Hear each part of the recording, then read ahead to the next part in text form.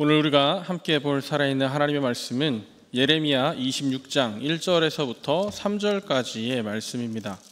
구약성경 예레미야 26장 1절에서부터 3절까지의 말씀을 함께 받들어 읽겠습니다.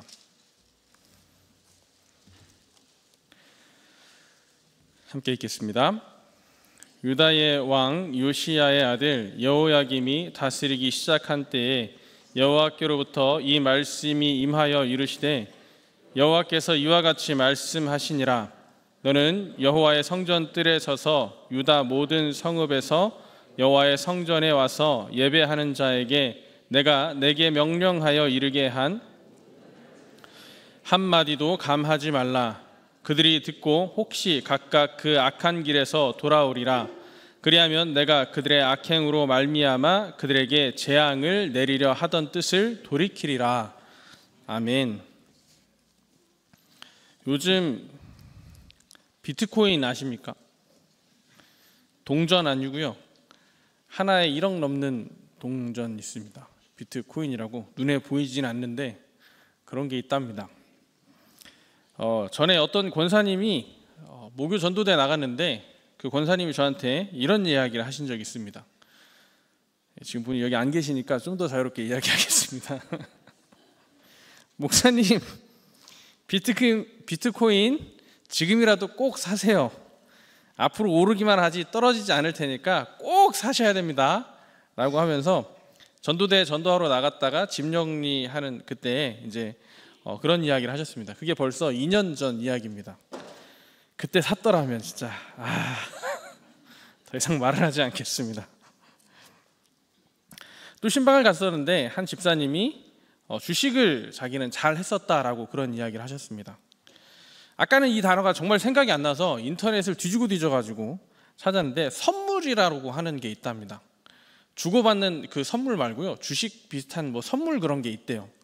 근데 그 선물이라는 걸 자기는 했는데 그걸로 정말 돈을 많이 벌어서 전에 다니던 교회 목사님이 설교 시간에 주식하지 말라 그랬는데 자기한테는 와서 집사님은 주식 좀 해도 괜찮아라고 이야기했답니다. 예, 해가지고 이제 건축하고 그런 교회에다가 잘 이렇게 그것도 하나님 주신 거다라고 이야기하면서 그런 이야기 하셨다 하더라고요. 근데 제가 지금 하고자 하는 이야기는요, 보는 사람들이 있더라고요. 투자하시는 분들 중에 좀 돈을 버시는 분들을 보면 제 눈에는 보이지 않는데 잘 되는 게 보이는 분들이 있는 것 같습니다. 근데 그분들의 이야기를 이렇게 들어보니 주식을 공부하는 것만이 아니라 자기가 좋아하는 그 기업에 대해서 공부하고 찾아가 보고 관심 가지고 이렇게 바라본다고 하더라고요. 한두 해를 바라본 게 아니라 몇 년을 이렇게 공부하면서 여기는 정말 믿을 만한 곳이다 라고 하는 그런 마음으로 투자를 한답니다. 근데 관심 가지고 공부하면 보이는 게 있는 것 같습니다. 그런 걸 우리가 세 글자로 전문가라고 이야기합니다. 저한테는 그런 게 좀 없습니다.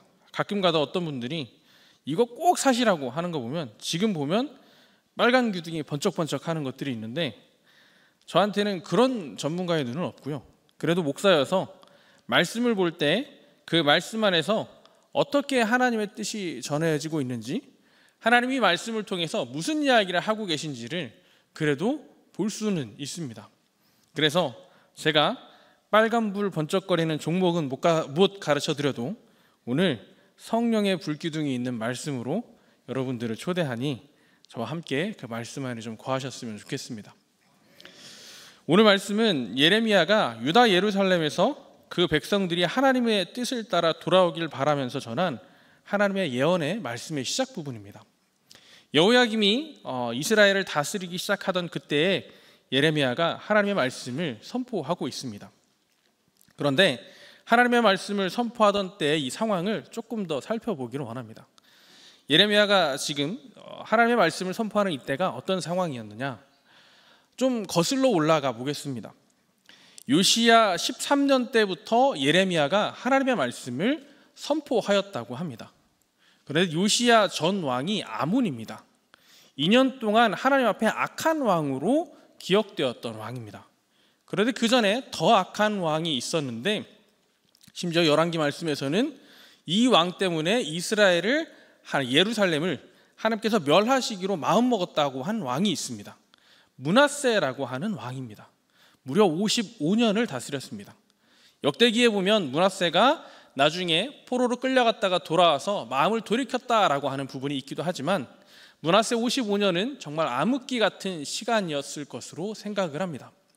문화적으로는 어땠는지 모르고 그 나라의 전체적인 상황이 문화나 경제적인 수준이 어땠는지 모르겠으나 신앙 안에서는 분명한 암흑기였던 것 같습니다.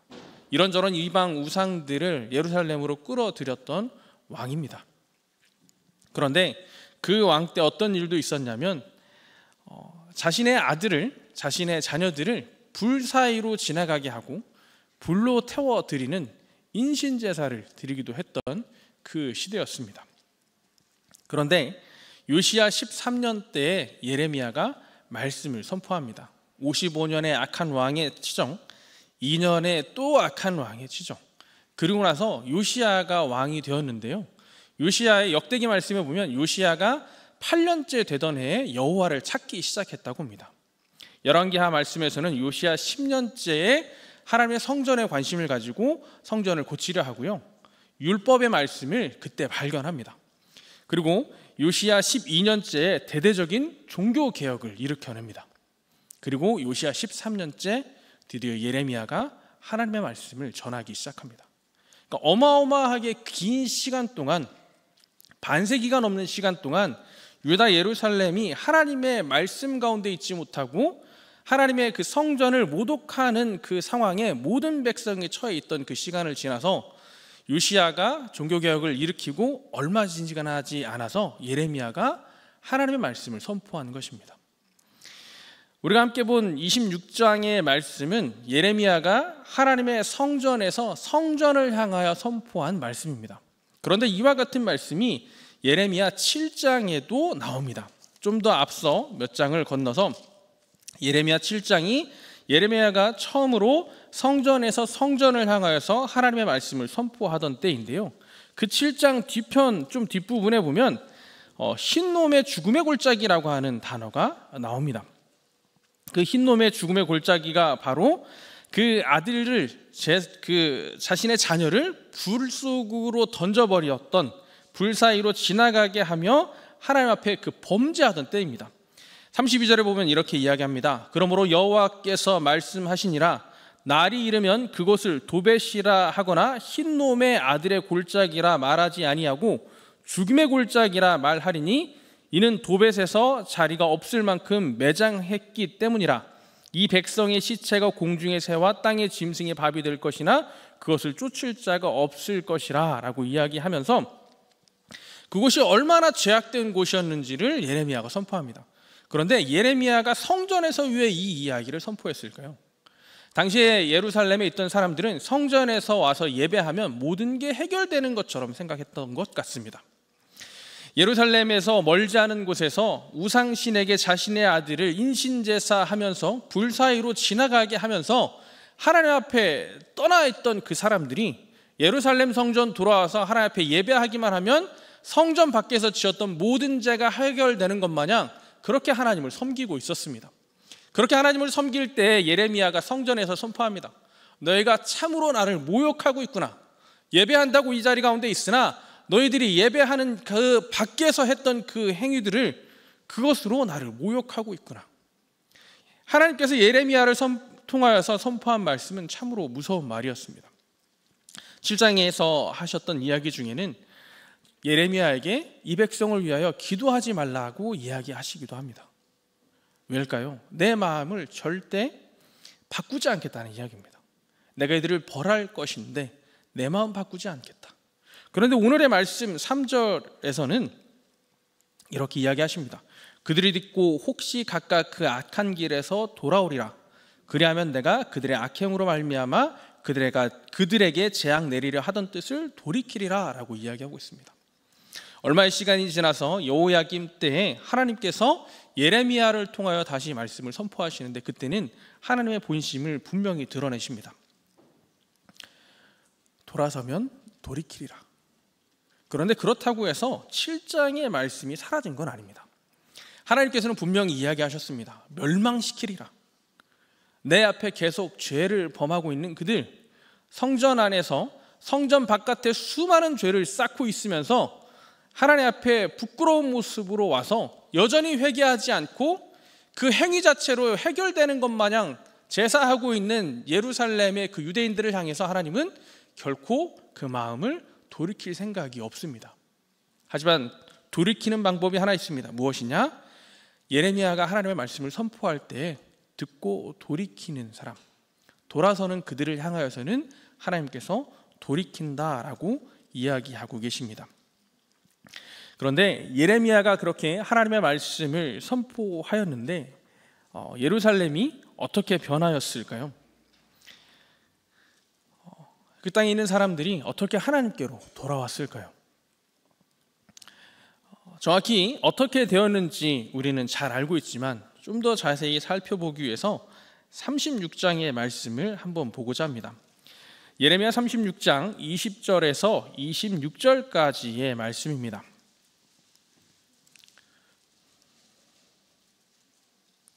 찾으신 분들은 함께 받들어 읽겠습니다.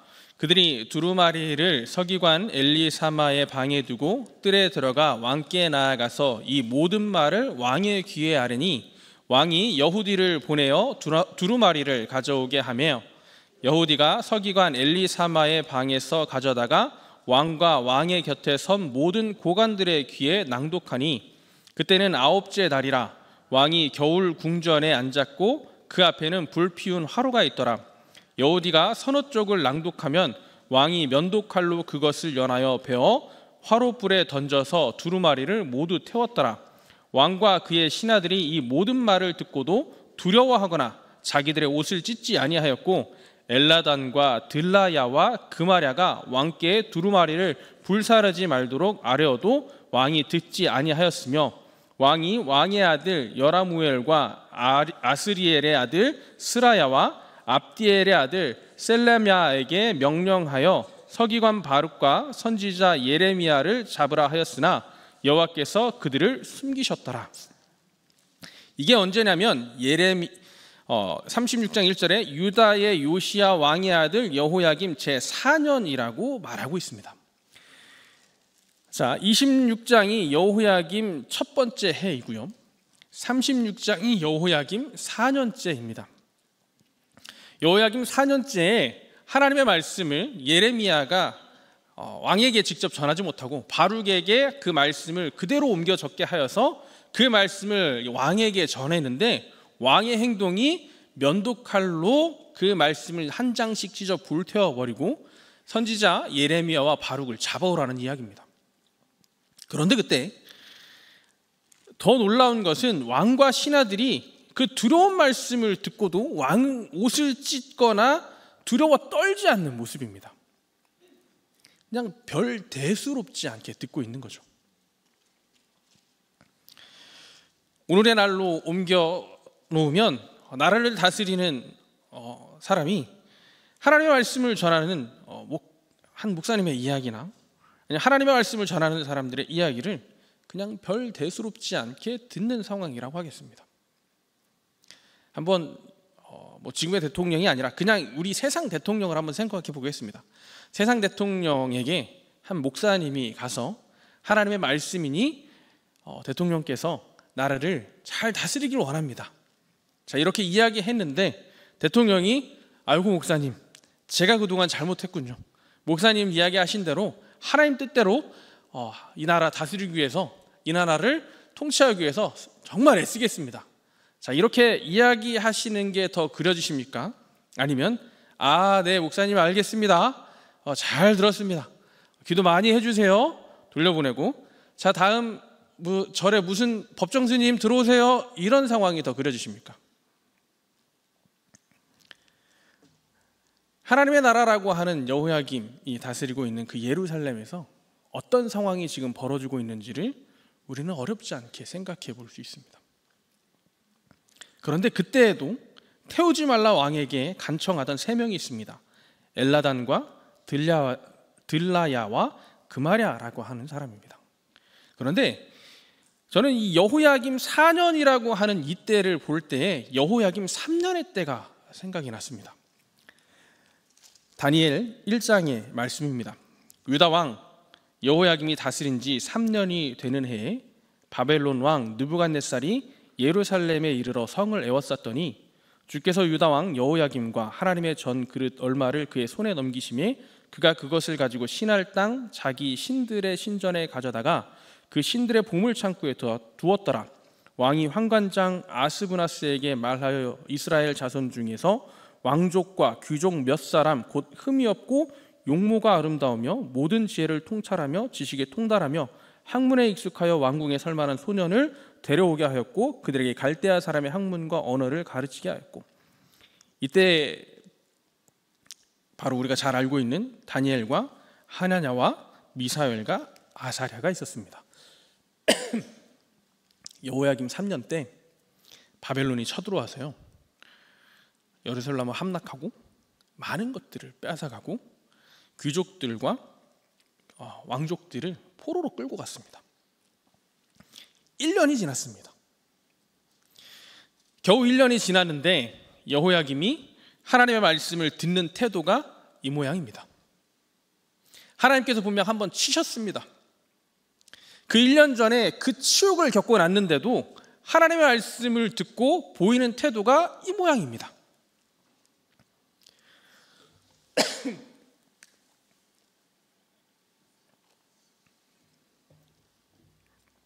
이 모습을 보면서 하나님 말씀 다 듣는다고 다 변하는 거 아닌 것 같습니다. 하나님이 치신다고 이거 하나님이 치셨구나 깨닫는 사람 전부 아닙니다. 아는 사람만 압니다. 깨닫는 사람만 깨닫습니다. 그 어려움을 겪었음에도 변하지 않는 사람 참 변하지 않습니다. 왜 그랬을까요? 므낫세 55년, 아몬 2년, 그리고 요시야가 그렇게 이루려 했던 종교개혁의 그 시간들이 지났는데 악한 왕의 시대 때 뿌리 깊게 자리 잡고 있었던 그 악한 문화, 믿음 없는 그 문화가 이스라엘의 그 예루살렘, 유다 땅 예루살렘 안에서 너무나 깊이 자리 잡고 있었나 봅니다. 변하지 못한 수많은 사람들이 있습니다. 요시야가 그렇게 종교개혁하려고 했는데도 예레미야가 요시야 13년에 하나님의 말씀 들고 나와서 그렇게 이스라엘 그 유다 예루살렘을 향하여서 하나님 앞에 하나님의 말씀대로 너희들 살지 않으면 멸망한다라고 선포하였던 이유는 변하지 않는 사람이 그렇게 많았기 때문이지 않았을까 하는 생각을 해봅니다. 그렇게 말씀을 선포하였음에도 왕도 변하지 않고 왕 곁에 서 있는 그 대신들도 변하지 않았습니다. 겨우 함께 하던 사람 중에 단 3명, 태우지 말라 왕께 간청하였던 그 3명이 있었습니다. 아마 다니엘에 나오는 여호야김 3년 때에 많은 사람들이 포로로 끌려갔을 겁니다. 많은 소년들이 포로로 끌려가서 바벨론 왕 느부갓네살이 이야기한 것처럼 갈대아의 그 학문을 배우는 사람들이 있었을 텐데 그 중에 단 4명만이 하나님의 뜻을 따라 자신을 성결하게 구별해 놓습니다. 다니엘과 하나냐, 미사엘, 아사랴입니다. 아무리 약한 시대가 있더라도 자신의 믿음을 끝까지 지켜내는 사람들이 있습니다. 그 악한 왕이 다스리던 그때에도 믿음 안에 살았던 사람들이 있었던 것 같습니다. 다니엘과 그 세 친구들의 신앙이 어디에서부터 왔는가 다니엘서는 말해주고 있지 않습니다. 그런데 우리는 짐작할 수 있습니다. 왕이 불태워버리는 그 성 두루마리를 보며 태우지 말라 간청하였던 신하들이 있었던 것처럼 악한 시대에도 믿음을 지키는 사람들이 있었을 것이고 그 자녀들을 신앙으로 키워내던 믿음의 부모 세대가 분명히 있었을 것입니다. 다니엘과 세 친구의 부모가 그랬을 것이고요. 왕에게 간청했던 그들이 그랬을 것입니다. 하나님께서 돌이키시겠다고 말씀하십니다. 오늘 3절에 나와 있는 것처럼 혹시 각각 그 악한 길에서 돌아오리라 그리하면 내가 돌이키리라 라고 이야기합니다. 그런데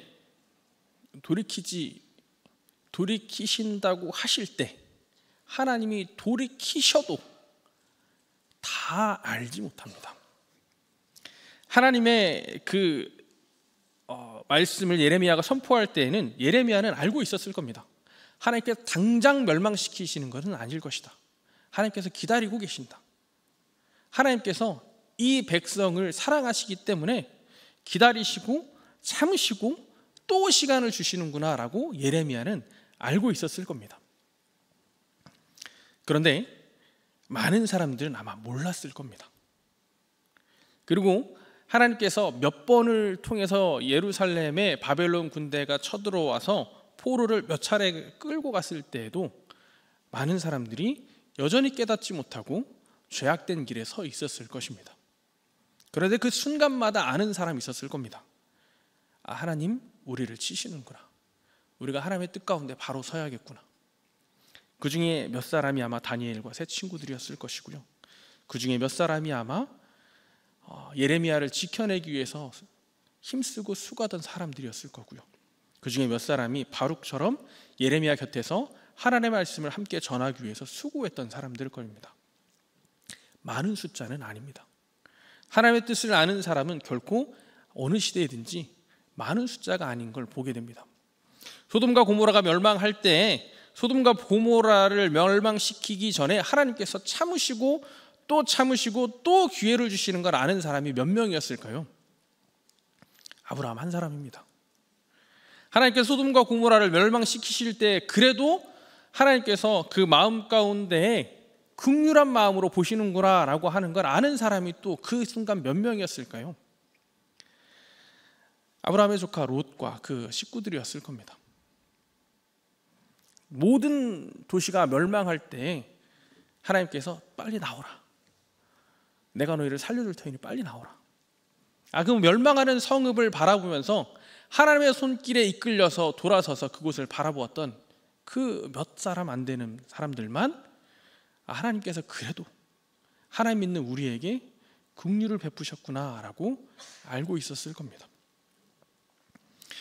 예루살렘이 멸망하고 포로로 끌려가서 이마저도 하나님의 은혜가 우리 가운데 있고 이마저도 하나님의 섭리요 이마저도 하나님의 사랑과 긍휼이 그 안에 있음을 알고 있는 사람들은 다니엘과 세 친구들 끌려간 그곳에서 하나님의 말씀을 찾는 사람들이었을 겁니다.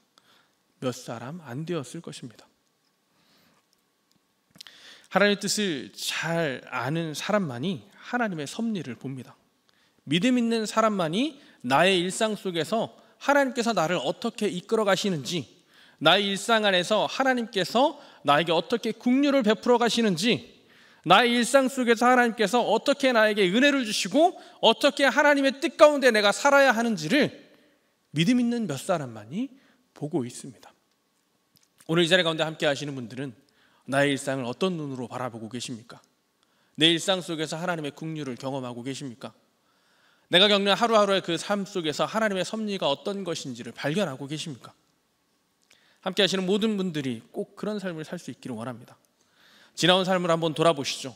내 지나온 삶 속에서 어제 하루 속에서 하나님이 나에게 어떤 섭리를 허락하셨고 하나님께 감사할 내용이 무엇이 있는지를 한번 돌아보시죠.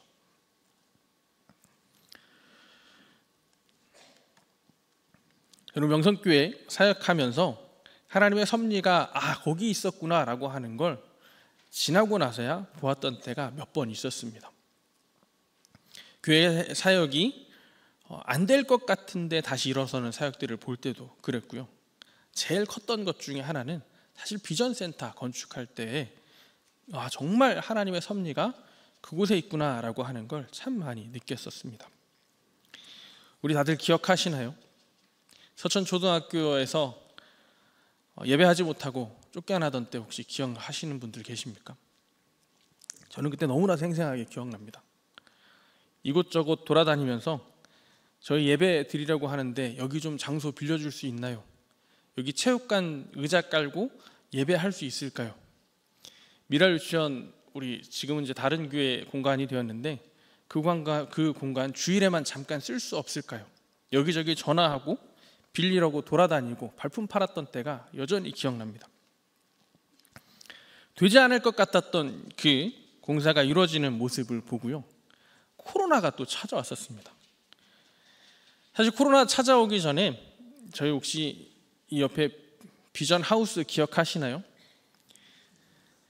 여전히 제 마음속에 예배하고 있는데 급하게 누가 찾아와서 비전 하우스 창문 닫으라고.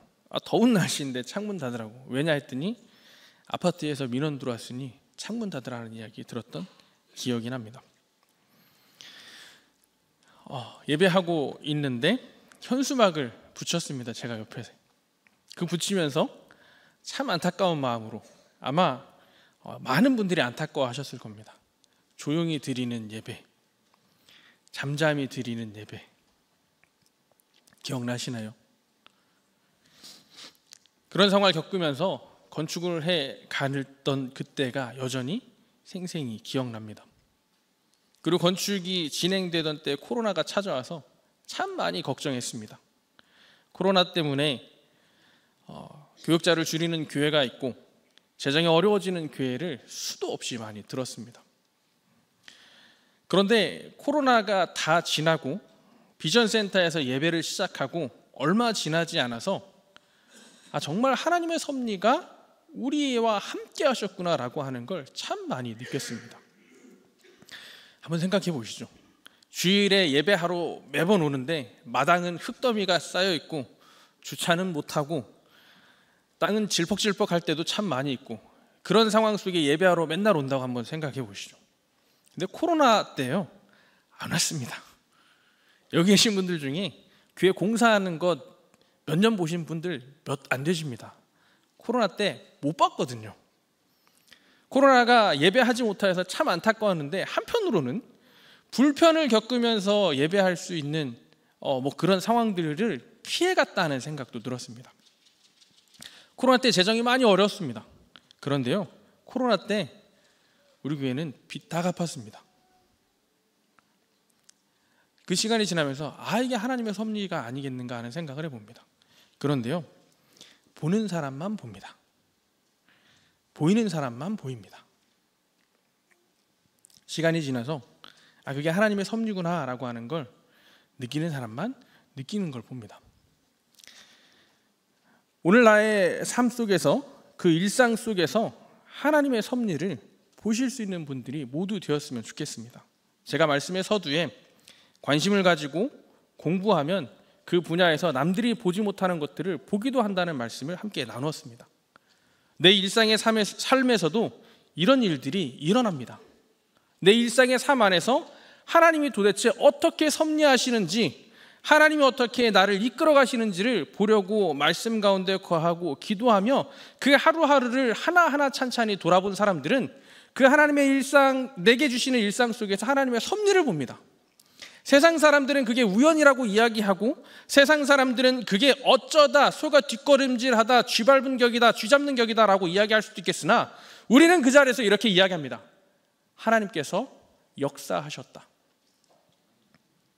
우리가 그런 인생을 살아가실 수 있는 이 자리 가운데 함께하는 모두 되시기를 축복합니다. 내 평생의 날에 오늘 예레미야가 하나님의 성전에서 말씀을 선포합니다. 그 말씀을 선포하는 내용이 참으로 무서운 내용입니다. 그런데 하나님께서 말씀하십니다. 혹시 각각 그 악한 길에서 돌아오리라. 그리하면 내가 그들의 악행으로 말미암아 그들에게 재앙을 내리려 하던 뜻을 돌이키리라. 하나님 돌이키신 것도 믿음이 있어야 봅니다. 우리가 내 삶을 믿음으로 바라보는 이 자리 가운데 함께 하시는 모든 복된 믿음의 사람들 되시기를 축복합니다. 함께 기도하시겠습니다. 하나님 아버지 감사합니다. 오늘 주신 말씀 안에서 아는 사람이 보는 걸 발견해 보았습니다. 믿음 있는 사람이 내 삶에서 하나님의 섭리를 본다는 것을 발견해 보았습니다. 하나님,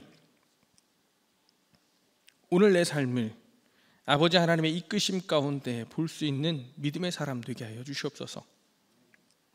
세상 이치를 따라서 세상에 말하는 것들을 따라서 내 삶을 보면 하나님의 섭리가 하나도 보이지 않습니다.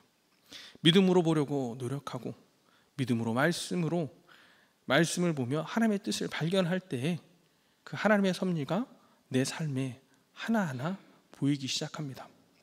우리 돌아서서 하나님의 감사한 그 섭리를 볼 수 있는 믿음의 사람 되게 하여 주시고, 그러한 것들이 쌓이고 쌓여서 오늘 내가 겪고 있는 일들 속에서, 앞으로 내가 겪게 될 일들 속에서 하나님의 섭리를 발견하고 그 가운데 하나님의 긍휼하심과 사랑을 늘 감사하며 살아가는 참 믿음의 사람 저희 모두 되게 하여 주시옵소서.